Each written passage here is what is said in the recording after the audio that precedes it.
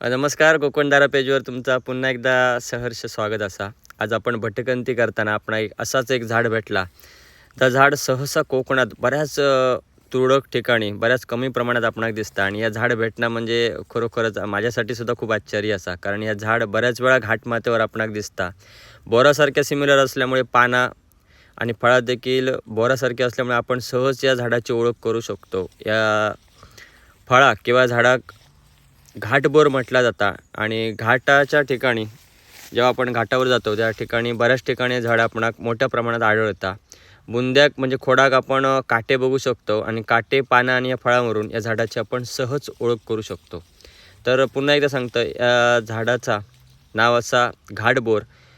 बी जर आपण बघितली तर थोडीशी मोठ्या आकाराची गोल टणक आकाराची बी असतात आतमध्ये आणि परिपक्व झालेला फळ ज्यावेळी आपण फोडतो त्यावेळी अशी बी आपल्यासमोर आपणाक येता.